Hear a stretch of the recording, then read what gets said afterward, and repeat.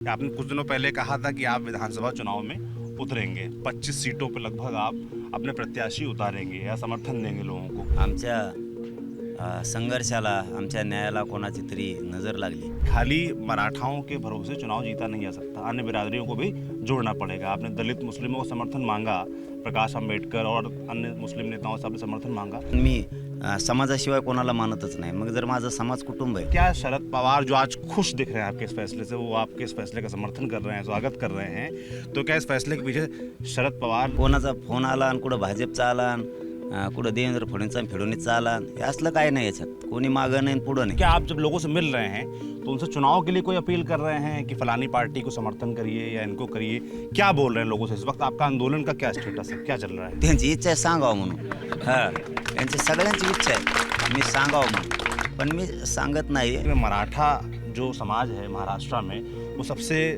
बड़ी बिरादरी है। अगर आप संख्या के लिहाज से देखेंगे, प्रभावशाली है, ज़्यादातर मुख्यमंत्री इसी समाज से रहे हैं, ज़्यादातर नेता ही समाज से आते हैं। तो बाहर के लोगों को ऐसा लगता है जब मराठा इतना डोमिनेंट कास्ट है यहाँ का, तो उनको क्यों आरक्षण चाहिए? सोचच गलत है। कुछ लोग ये भी कहते हैं कि देवेंद्र फडणवीस मुख्यमंत्री बने, इसीलिए आपने आंदोलन किया, इसीलिए आपने आंदोलन को तेज किया। तो काय खूप जातीवादी, द्वेषित, खुन्नस आहे त्याचा।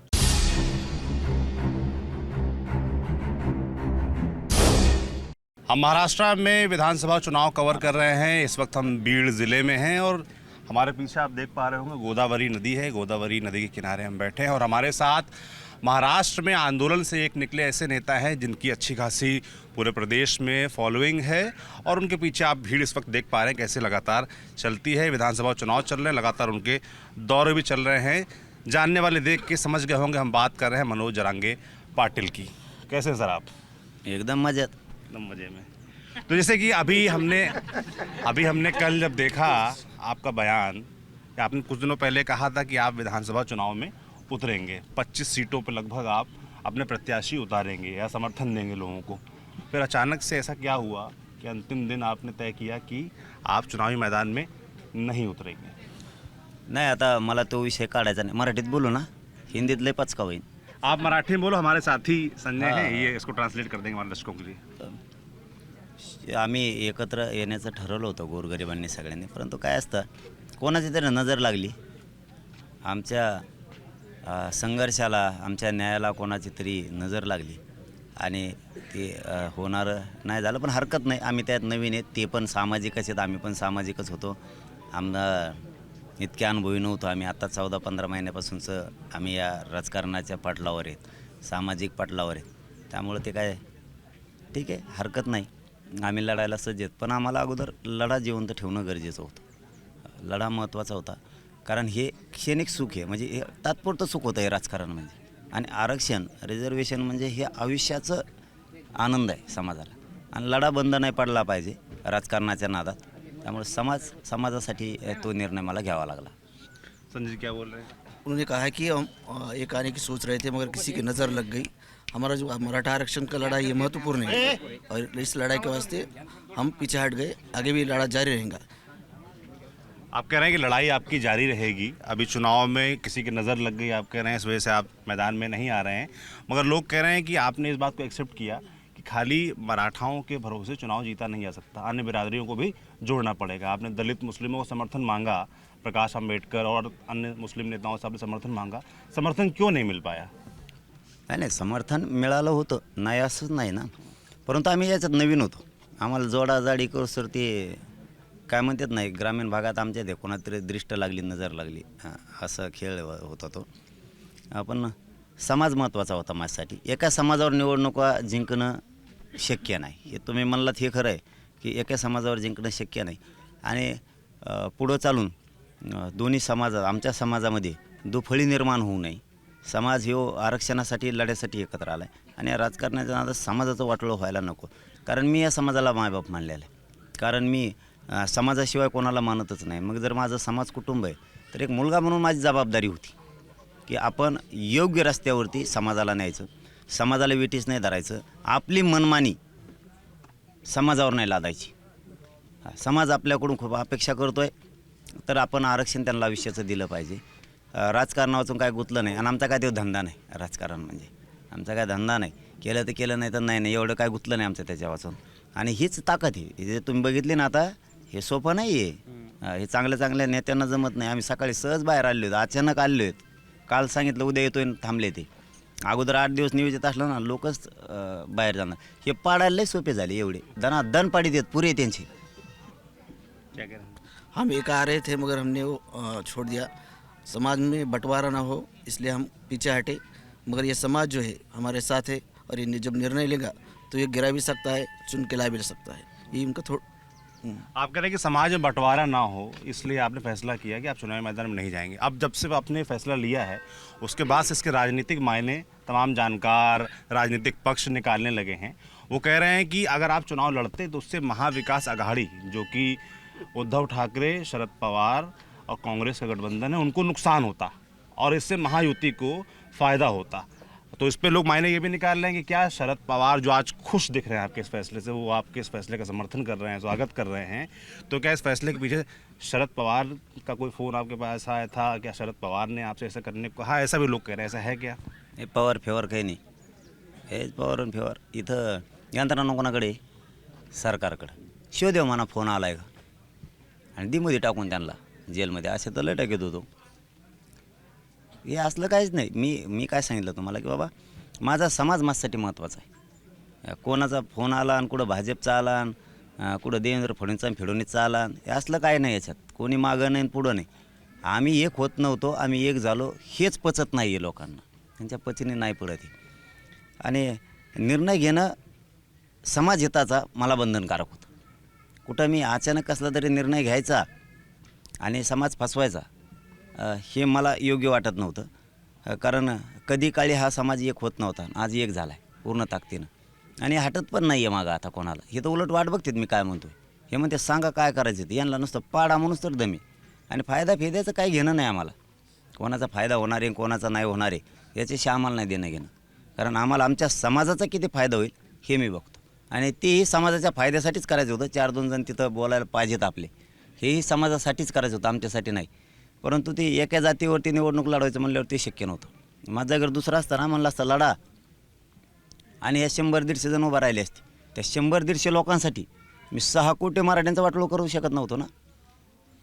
होऊन नाराज होतील. आता खूप इच्छुक होते आमच्याकडं मरणाचे भावी आमदार, रोज भावी आमदारच होते अंतरवली, दुसरं माणूसच नव्हता. मग यांच्यासाठी मी 6 कोटी मराठा नाराज करू नाही करू शकत मी ते. म्हणून ते नकोच होतं. आपला लढा जिवंत ठेवायचा.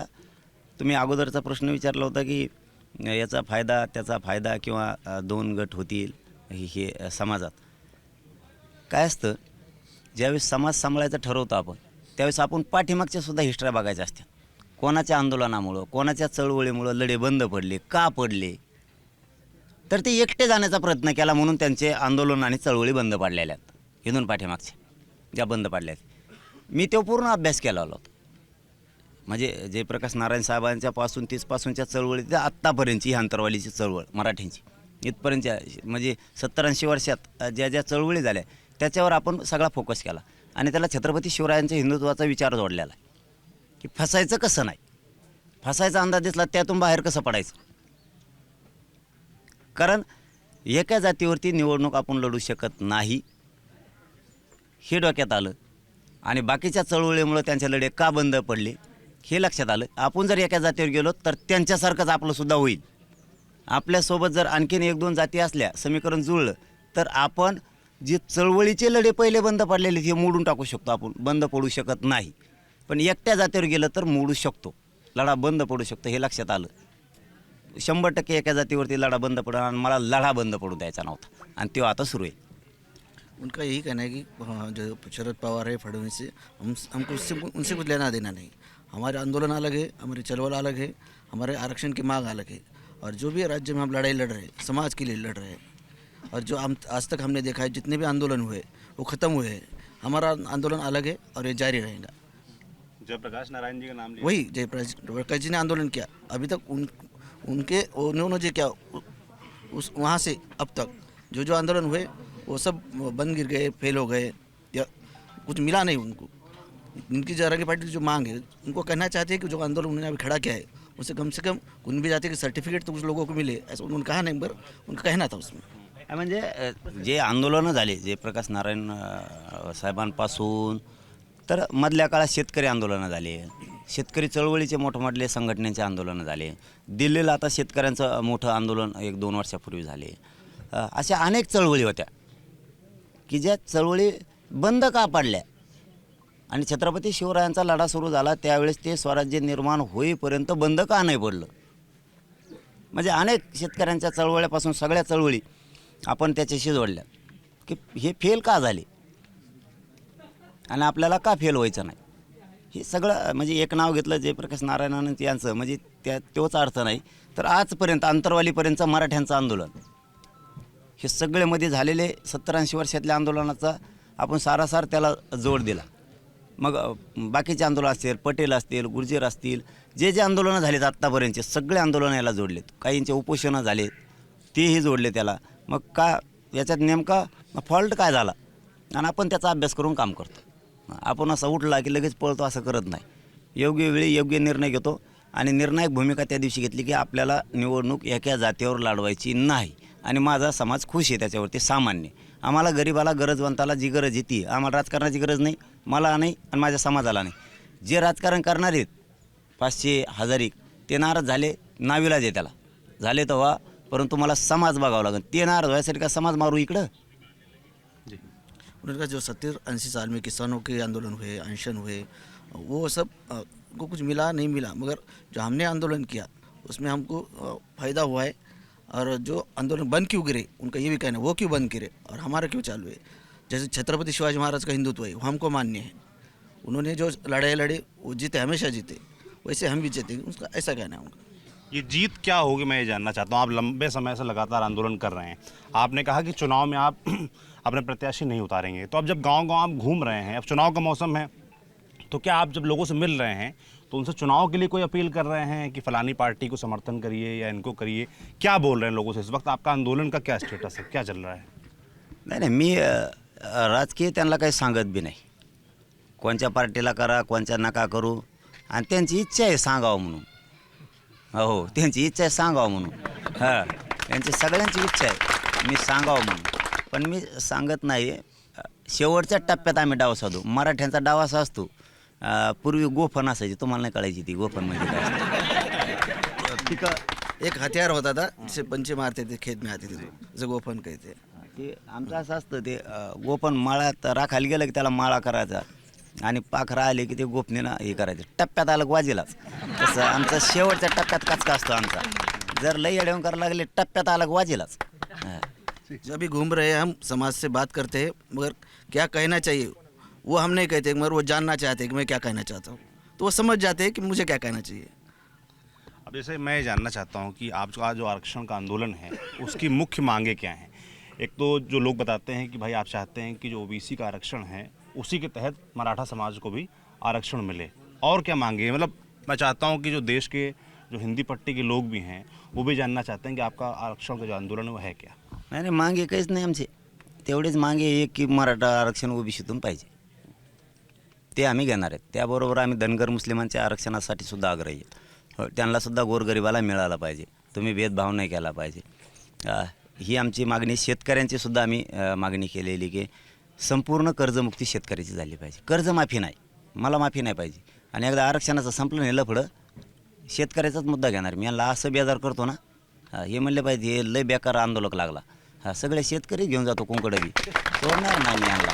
कारण शेतकऱ्यांचे कर्जमाफी पाहिजे. शेतीच्या मालाला भावच नाही. नुसती शेतीत आम्ही कामं करायचं रात्रंदिवस आणि त्याला भावच नाही. मग तुम्ही 70 वर्षात दिलं आहे काय आम्हाला? हे आमदारी तुम्ही विकास करतो, ते येतो, माल निवडून द्या, विकास काय? विकास काय केला तो? डांबरी टाकीतो, संडास बाथरूम टाकीतो 2-4 मध्ये, ती विकास का? आणि ते का उपकार केला काय? ते तो कामच आहे प्रतिनिधीचं विकास करणं. त्यात पैसे कमी तो येऊ. कारण आमच्याकडे आलता तेव्हा कमांडर गाडीत आलता, आता 60 लाखाची गाडी घेऊन येतो. मग कुठं कमी पैसे बरेच कांदायला गेला काय कुठं? मग आमच्या पिकात मालाला भाव कसं काय नाही? तेच सांगते ती आम्हाला. कधी आलं ना तेच सांगणार आहे, तुमचा विकास करतो आम्ही, मला निवडून द्या. तो विकास काय करतो? तो पोरग परदेशात पाठील, तो आमचं गेलं ऊस तोडायला. म्हणजे तुम्ही करताय काय? तुम्ही शेतीच्या मालाला भाव नाही, लाईटसुद्धा नाही, रातची येते. रातची लाईट आली ते वावर कुठे दिसत नाही, पाण्याच्या मोटरीचं ते पेटी सापडत नाही. अंधारात काय बघायचं, साप आहे, इचू आहे, काटा आहे, जनावरं आहेत, प्राणी आहेत, पाणी पण नाही, आरोग्याचं नीट नाही. सरकारी दवाखान्यात जायचं म्हणलं की लोकांना टेन्शन येतं, शाळा नीट नाही. तुम्ही केलं काय? आमचं पीक विमा नाही. आत्ता शेतकऱ्यांचा सरकारनं 1 रुपयात पीक विमा भरला होता, त्याचे हप्तेच नाही भरले. त्या कंपन्यावाले म्हणतात आम्ही पैसे देत नाहीत, कारण सरकारनं ते हप्ते नाही भरले. मग तुम्ही काय करता नेमकं? नुकसान नाही, भरपाई नाही, अनुदान नाही, हे करतेत का हेच आम्हाला कळत नाही. हे लाईट पोल आहेत ना, हे 72चे आहेत, ते असे वाकलेत. यांना आणखी पोलच बदलेलं नाही झालं, म्हणून शेतकऱ्याच्या आत्महत्या व्हायला लागल्यात. आमच्या ज्या त्यांच्याकडे मागण्या दिल्यात त्या तर आम्ही घेणार आहेत, पण टप्प्याटप्प्याने जाणार आहेत. मात्र या महाराष्ट्रातल्या जनतेने जे स्वप्न माझ्याकडून बघितले ना, आनंदाचं सुखाचं स्वप्न, ते मात्र मी पुरं करणार. जीव गेला तर हरकत नाही, हां, पण सरकारला मी जेरी सांगणार. उनकी एक ही मांग है कि मराठा समाज को ओबीसी में से आरक्षण मिलना चाहिए, और उसी मांग के साथ धनगर और मुस्लिम को भी आरक्षण मिलना चाहिए, ये भी उनकी मांग है. और जब ये मांगे पूरी हो जाएंगी तो उससे अलग होकर आगे चल के वो किसानों का आंदोलन छेड़ेंगे. जो किसानों की किल्लतें हैं, जैसे बिजली का है, पानी का है, वो अब तक जो 70 साल पहले लाइट के खंभे किए थे, पोल खड़े किए थे, वही आज भी है. शेतीमाल जो किसानों का फसल है उसको भाव मिलना चाहिए. जो किसान कर्जा लेता है वो माफ़ी नहीं तो मुक्ति चाहिए, उन्हें एकदम से मुक्ति चाहिए. ये मांगे है उनकी. मैं कुछ समझ भी रहा हूँ. अब थोड़ा सा मुझे लगता है महाराष्ट्र घूम रहा हूँ, कुछ समझ में आने भी लगा है. कुल मिला के आप कह रहे हैं नेताओं को हिसाब देना पड़ेगा कि जो भी काम करते हैं, और जो कर्ज माफ़ी नहीं, कर्ज से पूरी मुक्ति चाहिए.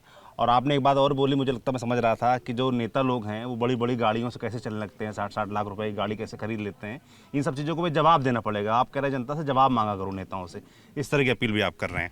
अब जैसे कि बाहर हम लोगों को जो नॉर्थ में रहते हैं उनको ये लगता है कि मराठा जो समाज है महाराष्ट्र में वो सबसे बड़ी बिरादरी है. अगर आप संख्या के लिहाज से देखेंगे, प्रभावशाली है, ज़्यादातर मुख्यमंत्री इसी समाज से रहे हैं, ज़्यादातर नेता इसी समाज से आते हैं.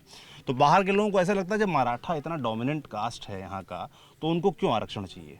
मैं समझता हूँ, आप चाहता हूँ आप समझाओ लोगों को कि क्यों ज़रूरत है मराठाओं को. नाही, ते सोचच गलत आहे.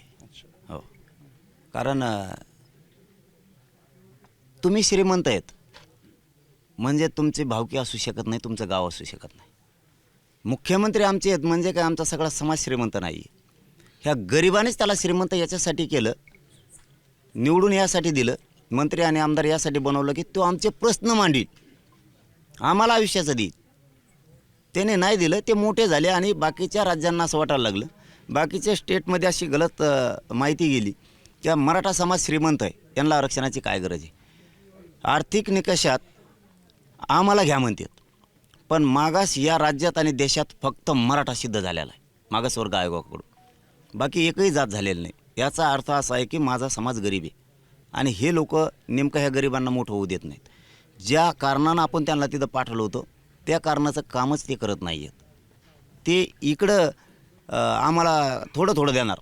म्हणजे आता आम्ही काय मागितलं, उदाहरणार्थ रिझर्वेशन, आरक्षण मागितलं, त्याने आरक्षण नाही दिलं आम्हाला 1500 रुपये दिले लाडक्या बहिणीला. उलटं सगळं उलटं खेळत येते. आम्ही त्यांना आरक्षण आयुष्यात द्या म्हणतो, ते 1500 रुपये देतात. आता 1500 रुपये आयुष्याला पुरते का आमचे. आणि लाडक्या बहिणीला दिले पैसे, हरकत नाही, चांगली योजना आहे ती. आणि दाजीचं काय करतो, दाजीचा फेस पाडून राहण्यात काम करू दाजीच्या मालाला भाव देतो का वा. भाच्याला सुशिक्षित बेकार येतो, भाषण भाषी, त्यांना नोकऱ्या नको का. आणि ते आम्हाला असलं नाही दिलं होतं. आता दिवाळी झाली बघा, आत्ता मी म्हणलं म्हणून दिलं नाही वाटतं ते आनंदाचा शिरा त्यांनी, नाही तर ते आम्हालाच नाही आनंदाचा शिरा. ते भुंगे लागलेले डाळ, ते साखर, ते तसली, ते तेल तर पांढरं फकाटे, काय वंगण टाकलं का कोण त्याच्यात, ते बघा असलं देतात आम्हाला. आम्ही एक मागतो दुसरं देते आम्हाला. आम्ही शेतकऱ्याची कर्जमाफी मागतो, ते देत नाहीत, ते दुसऱ्याला महामंडळं देतात. आम्ही आरक्षण मागितलं, दुसऱ्या जातीला दिलं, आम्हाला दिलं नाही. मग सगळं उलट्या खोपडीचे. त्यामुळे ह्या बारे हे लोक पाडणार, त्यांना पाडणार आहे ना रे. गेमच खलास यांचा. तो कह रहे कि जो बड़े मराठा हैं, आप बोलते हैं जो मराठा वर्ग बहुत ज़्यादा है, तो बड़े मराठा जो उनकी बिरादरी है वो तो बड़ी नहीं है. वो उनसे जो उनका जब काम पड़ता है तो वो लोग करते नहीं. और पुढे गेलं माझ्या तू. और जो हाँ जो योजना लाई है सरकार ने, लाडली बहना, वो लाडली बहना योजना लाई, मगर जीजा का क्या है, उनके बच्चों का क्या है. बच्चों को आरक्षण चाहिए. जीजा खेत में काम कर रहा है, उसके मुंह से झाग निकल रही, उसका क्या है. और वो कह रहे हैं कि जो आप मांगते हैं उसका उल्टा सरकार देती है। आप आरक्षण मांग रहे थे ओबीसी में, उन्होंने आपको 10% अलग दे दिया। आप किसानों के लिए मूल्य मांग रहे हैं, उन्होंने लाडली बहना दे दिया। तो आप कह रहे हैं जो आप मांगते हो उसका उल्टा सरकार देती है। हम बात करेंगे अब सरकार की। देवेंद्र फडणवीस 2014 से 19 मुख्यमंत्री रहे, फिलहाल वो डिप्टी सीएम है, और बीच में 2 साल के लगभग उद्धव ठाकरे मुख्यमंत्री रहे, और फिलहाल एकनाथ शिंदे। ये 3 मुख्यमंत्री पिछले हमने 10 साल में देखे हैं। आप कैसे प्रदर्शन आंकते हैं इन तीनों मुख्यमंत्रियों को? पहले देवेंद्र फडणवीस के बारे में जानना चाहूँगा मैं आपसे, जो 14 से 19 रहे, और उसी दरमियान कहा जाता है कि आपका जो आंदोलन है वो तेज़ी से आगे बढ़ा। कुछ लोग ये भी कहते हैं कि देवेंद्र फडणवीस मुख्यमंत्री बने इसीलिए आपने आंदोलन किया, इसीलिए आपने आंदोलन को तेज़ किया। क्या ये पूरा आंदोलन देवेंद्र फडणवीस के खिलाफ है, उनको गिराने के लिए? ऐसे भी लोग कहते हैं, ऐसा है क्या? लोक नाही म्हणत, लोक म्हणत नाही तेच म्हणतंय. हां, लोक म्हणतच नाहीत त्याच्या खिलाफ. त्याला याच मराठ्यांनी 106 आमदार निवडून दिलेत. 106 थोडा आकडा नाही आहे. तो उलटाला, तो काय आहे, खूप जातीवादी, द्वेषी, खुन्नस आहे त्याचा. तो लोकांकडून घेऊस तर गोड बोलतो. जसं की तुम्हाला एक उदाहरण सांगतो, निवडून येऊस तर ते हिंदू म्हणतो, म्हणजे मी हिंदुत्ववादी असं म्हणतो. तो सकाळी, दुपारच्याला म्हणतो मग रक्त ओबीसीचं आहे, DNA. तिसरा पारा म्हणतो मग पुरोगामीचं रक्त. याचं रक्तच कोणाचंही मिळाला लागा ना आम्हाला. नेमकं सगळं भाजप आणि RSS संपून टाकलं त्याने एकट्याने. इतकं विचित्र प्राणी तो. यागळाच दिसतो, परत वर यागळा खाली यागळाच. म्हणजे त्याला त्याला काय झालंय मराठ्यांविषयी मला कळतच नाही. त्याला काय द्वेष एवढा मराठ्यांचा हे कळतच नाही. मी तर गरिबासाठी मागतो. मी संधी दिली ती त्यांना, तुम्हाला संधी आहे. मी राजकारणाचं नावसुद्धा घेत नाही. तुम्ही आमचं आरक्षण आम्हाला देऊन टाका. त्याने आम्हाला नाही दिलं, दुसऱ्या 17 जातीला दिलं मुद्दाम. इतकी खुन्नस आहे त्याला मराठ्यांची. त्यामुळे मराठी संपवणार. मराठी ठेवत नसतात खुन्नस देणारा. मराठ्याचा इतिहास आहे. हे मराठी एकदा हानीत निघाली होती तिकडं पानिपतकड, पार कटकट गेले. नुसतं दांडकीने ठोकीत होती एकामेकाला. हां, हे लईच एकदा का मागा लागले नाही, नुसतं असे सटके हळदसुद्धा लावता येत नाही फिरून. हां, त्यामुळे हे कार्यक्रमच लावणार. एकदा पाडीन म्हणलं हे पाडणार. हां, लोग नहीं कहते फडणवीस के बाद में, वही कहते हैं कि हम उनके खिलाफ है. मराठे पानीपत तक गए, मारते मारते गए, तो मराठों के नाच को कोई लगे नहीं, ऐसा उनका कहना है. एकनाथ शिंदे के बारे में कहा जाता है कि उनसे आपकी बातचीत होती है। कुछ लोगों ने हमको ये भी बताया कि मैं कहीं पढ़ रहा था, उसमें लिखा था कि एकनाथ शिंदे, आपने कहा ऐसा, कि एकनाथ शिंदे अगर मुख्यमंत्री का चेहरा होते हैं तो आप उनका साथ देते हैं। ऐसा कुछ बात हुई क्या? ऐसा कुछ आपके विचार हैं क्या? एकनाथ शिंदे के बारे में क्या सोचते हैं? नाही अजिबात नाही. काय संबंधच नाही ना. मी तुमचा मोगाच्या प्रश्नाचं सांगतो की देवेंद्र फडणवीस सरकार आलं म्हणून तुम्ही विरोध करताय असं म्हणते. साष्ट पिंपळगाव म्हणून गाव आहे, तिथं आंदोलन महाविकास आघाडीच्या सरकारच्या काळात होतं. त्यावेळेस उद्धव ठाकरे हे मुख्यमंत्री होते. शरद पवार त्याचे पूर्ण लीड करत होते. मी त्यांनासुद्धा घोडे लावलेले. सरकारमध्ये असला की तो कोणी असो मी सोडत नाही, माझ्या जातीच्या बाजून राहतो मी. आता यांचं सरकार आहे, मग यांनाच मागणार ना. आता हे गाव आहे, या गावात सरपंच जो असेल त्यालाच मागणी करणार ना गाव. का पळलेल्या सरपंचाला मागणी करेल? त्या पळलेल्या दगडांना नाही आणायचं का? ते म्हणून मी पडलो मला काय मागणी करतो? या गावातले खड्डे बुजायचे सरपंचाला सांग. मग आता सरपंच कोण आहे सध्या? सरकार. उपसरपंच देवेंद्र फडणवीस सध्या. फिटरच ती गाड्या मोडायच्या, बंद करायच्या, सुरू करायच्या, नट डिलेट होई, हे करते, त्याचंच काम असतं ते. त्यालाच मागणार ना लोक, दुसऱ्याला कसे मागू शकतील? हे साध्या मराठ्यांना सुद्धा कळतं. आणि आमचा समाज लय बुद्धिवान आहे. तो बरोबर गप्प बसत असतो घरात, एकाएकच बाहेर निघत असतो आणि असं मतदान करीत असतो. फिरून मतदान मस्त टेन्शन त्यांना. मराठा आरक्षण का आंदोलन एक साष्टी पिंपळगाव है, वहाँ पर जो उद्धव ठाकरे की सरकार थी तब भी था, तब भी वो आंदोलन चालू था. सरकार के खिलाफ ये भी थे. उस वक्त उद्धव ठाकरे के पीछे शरद पवार थे.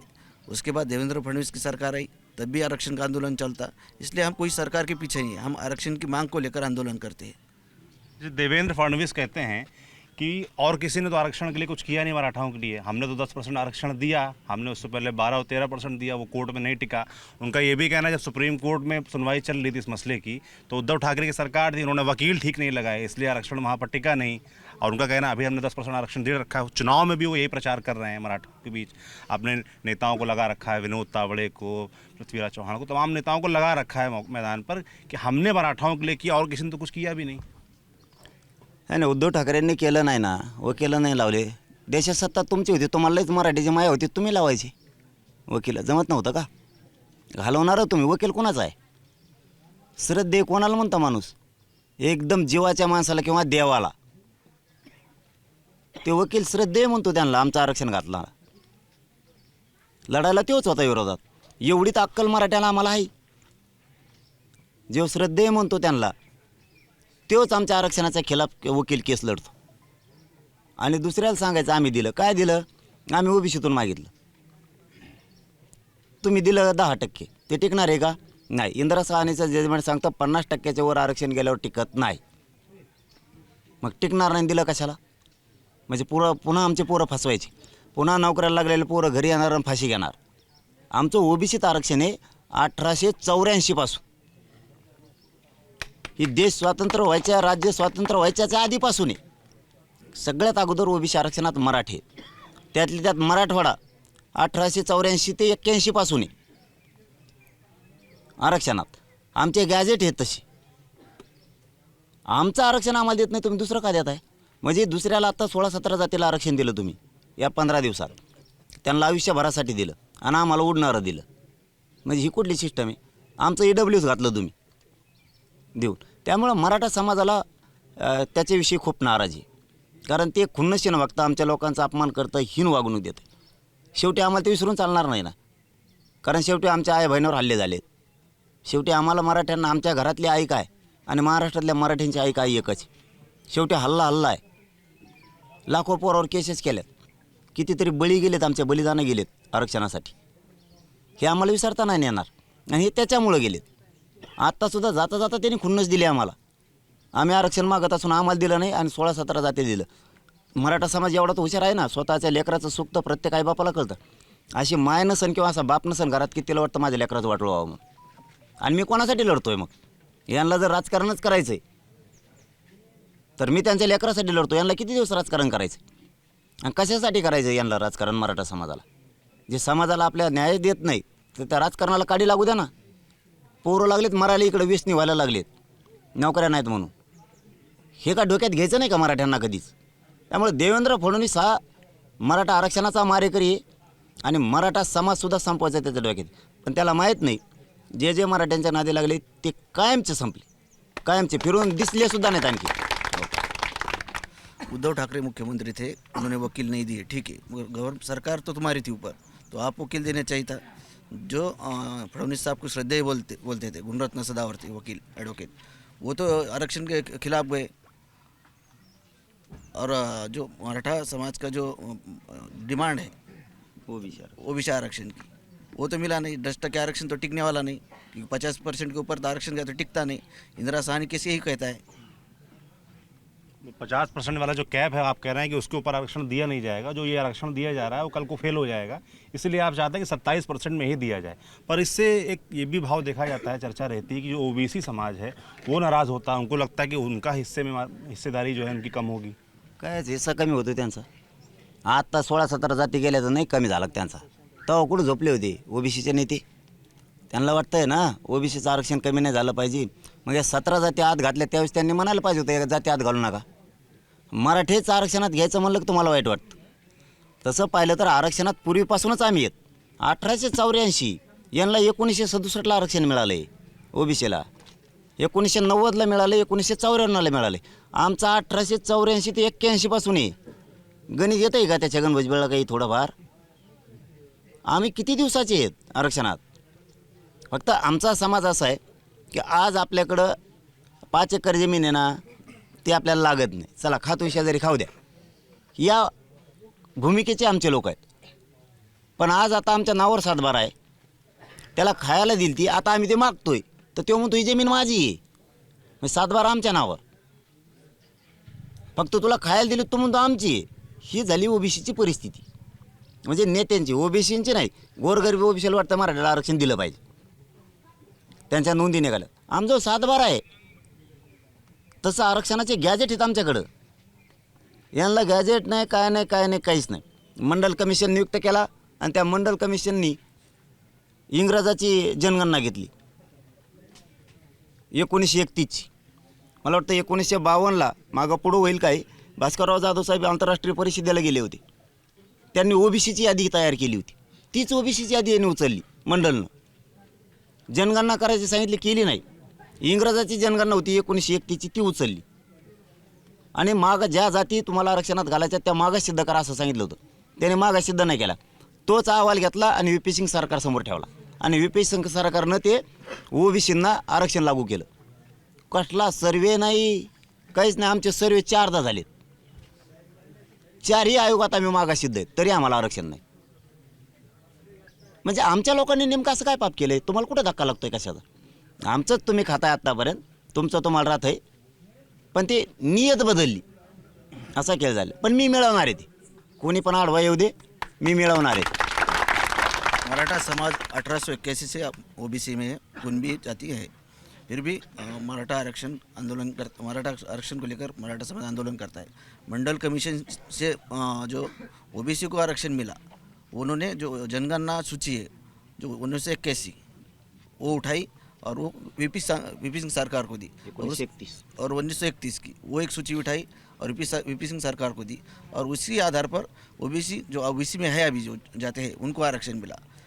और दूसरी तरफ जो मराठा समाज करीब 1981 से ओबीसी में कुनबी जाति है उनको आरक्षण नहीं मिला. और दूसरी तरफ जो 17 जाति अभी जो ओबीसी में लिए उन्होंने मांग भी नहीं की थी, फिर भी उनको ओबीसी में लिया गया.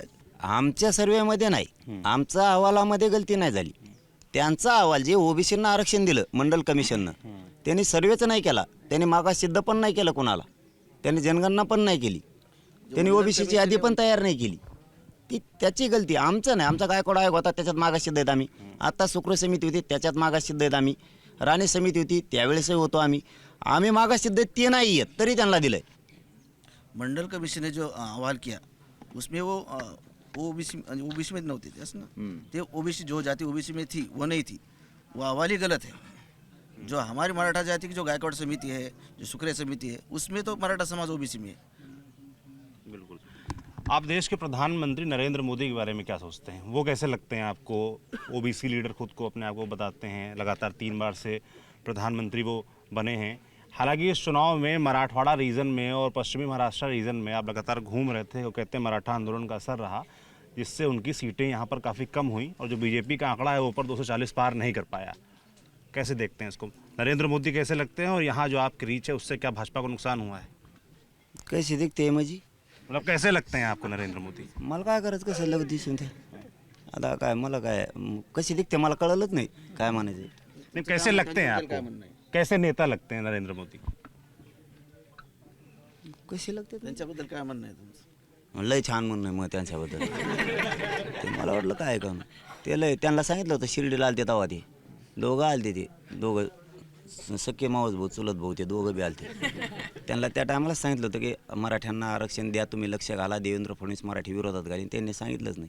ते घेते सभा आता इकडं गोदाड्या आणि ते तिकडूनच घेऊन येते दिल्लीहून, इथंच झोपत आहे, इथंच सभा आणते. ते सभा घेतली की मी दुसऱ्या दिवशी घेतो, वरकडून लावतो सगळं त्यांचं. ते लोक जोडले की मी हिचकडून टाकितो गणित त्यांचं. हां, त्यांची सभा झाली की मी आताच करणार. त्यांनी सभा घेतल्या की मी दुसऱ्या दिवशी घेणार तिकडं. त्यांचं गणित त्यांनी जुळलेलं की मी हेच केलंच. हां, वाटलंच तसं केलं आमचं. आम्हाला राग नव्हता यांचा. देवेंद्र फडणवीस आमचा विरोधक नाही आहे, म्हणजे मी त्या मोदी साहेबांना नाही म्हणत, हे देवेंद्र फडणवीसला म्हणतो. कारण त्यांच्यावरती आमचा राग असायचं कारण नाही. हे माणूसच विचित्र आहे. यांनी मराठ्यांचं वाटोळं केल्यामुळं आमचं मराठ्यांचं मनच उठलं आहे तिथं. नसता हेच मराठी त्यांना सत्तेवर बसवणारे. कधी काय ते शत्रू नव्हते, ते विरोधक नव्हते आणि काही असण्याचं कारण पण नव्हतं. पण एवढा भ्याड मोठा हल्ला करायला लावला ना, आमचे शेकडो लोक रक्ताच्या थारोळ्यात पडलेले होते. तेव्हापासून शेवटी जे आमच्या आई बहिणीवर हात उचलतो त्याला मराठ्यात किंमत नाही दिली जात, जातवान मराठ्यात नाही दिली जात. हां, बाकीचे आता पक्षासाठी पाळणारे असले तर त्यांच्याबद्दल मला नाही माहीत, पण जातवान मराठी आई बहिणीवर हल्ला पडल्यावर समोरच्या पक्षाला नेत्याला मोजूच शकत नाही. पिछली बार जब नरेंद्र मोदी और अमित शाह शिरडी में आए थे, उसी वक्त कहा था कि फडणवीस आपको समझाओ, मराठा समाज के खिलाफ मत जाओ. अभी मराठा समाज उनके खिलाफ है. और जो उन्होंने अंतरवाली सराठी में जो भी 14 महीने से आंदोलन चल रहा है, लाठीचार्ज हुआ था, वो लाठीचार्ज देवेंद्र फडणवीस के कहने पर किया गया था. और जो मराठा महिलाओं पर जो लाठीचार्ज करता है, हल्ला करता है, उनको मराठा समाज कभी माफ़ नहीं करता और ये मराठा समाज में रीत भी नहीं है. आखिरी सवाल मेरा आपसे, अब चुनाव हो रहे हैं, चुनाव के बाद सरकार आएगी, आपको किससे अपेक्षा है, जो आपका आंदोलन चल रहा है, जो आपकी मांगे हैं, आपको किससे लगता है कि ये सरकार आएगी तो ये पूरा कर सकती है? किस नेता से आपको लगता है कि ये नेता ठीक है? मैं ये जानना चाहता हूँ, किससे उम्मीद है आपको? किसी से उम्मीद है कि नहीं है कि ये आंदोलन कभी खत्म होगा कि नहीं होगा? नाही, आम्हाला कोणाकडूनच आशा नाही आहे. कारण हे देऊच शकत नाही. हे दोन्ही सारखेच आहेत. ते महाविकास आघाडी असो किंवा महायुती असो, हे देऊच शकत नाहीत. आमच्यावरच अपेक्षा आहे. आमचा समाज लढू शकतो आणि ते मिळू शकतो, आणि ते आम्ही सिद्ध केले सत्तेत न जाता. 14 महिने झाला आम्ही लढतोय. 2 करोडपेक्षा जास्त मराठ्यांना आरक्षण मिळालं आत्तापर्यंत. सत्तेत आम्ही नसूल. लोक म्हणत होते आरक्षणच नाही आहे ओबीसीत मराठ्यांना. 57 लाख नोंदी मिळाल्या. एका नोंदीवरती 5 जरी धरले तरी 2 करोड मराठ्यांना आरक्षण आत्तापर्यंतच मिळालं. त्यामुळे आमचीच आम्हाला आशा आहे. आता आम्हीच एकमेकासाठी लढणार. मी मराठ्यांसाठी, मराठा माझ्यासाठी, आणि आम्ही राहिलेले सुद्धा सगळे मराठी आरक्षणात घालणार आहे. हे सरकारचं काय खरं नाही. त्यासाठी आम्हीच झपका दाखवणार होतो. आत्ता आमच्यावरच आमची आशा होती, पण ते हुकलं थोड्या. हां, महाविकास आघाड़ी रहो या महायुति रहो, हमको उनसे कोई अपेक्षा नहीं. मराठा खुद लड़ सकता है, आरक्षण मिला सकता है. जब 14 महीने में हमने जो लड़ाई लड़ी है उसमें तकरीबन 27 लाख जो कुणबी जाति के प्रमाण पत्र नोंदी मिले हैं, और उसमें से 2 करोड़ मराठाओं का फ़ायदा हुआ है जो ओबीसी में गए हैं. एक सवाल छूट गया था. अगले इस चुनाव तो आप नहीं लड़ रहे हैं, आपने कहा अपने प्रत्याशी नहीं उतारेंगे, समर्थन नहीं करेंगे. आने वाले वक्त में जो चुनाव होंगे, क्या उसमें आपके प्रत्याशी, आपकी कोई पार्टी, क्या आप राजनीति में आ सकते हैं आने वाले समय में? नाही नाही, पार्ट्या फार्ट्याचा नाद नाही आम्हाला.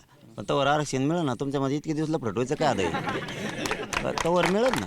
तवर नाही मिळालं तर मग त्या टायमाला बघू. मग तवर तर मग ते पुढचं पण तोपर्यंत मिळेलच ना. इतके दिवस नाही मिळायचं म्हणलं 5 वर्षात सगळे मराठी आरक्षणात गेलेले राहतील. एवढा मोठा लढा राहील. आणि मी तर हटायचो नाही.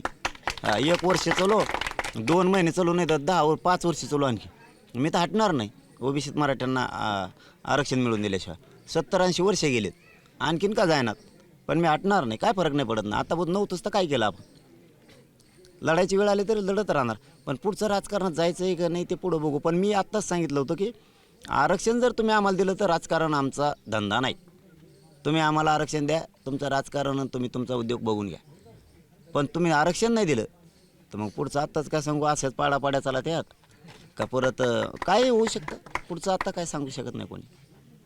पार्टी वगैरह पक्ष में हमको रुचि नहीं है. हम हमारी खुद लड़ाई लड़ सकते हैं. हमने लड़के हमारा फ़ायदा भी हुआ है. अगर आगे चल के अगर सोच बन गई तो सोच सकते हैं कि राजकारण में आना है, नहीं आना है.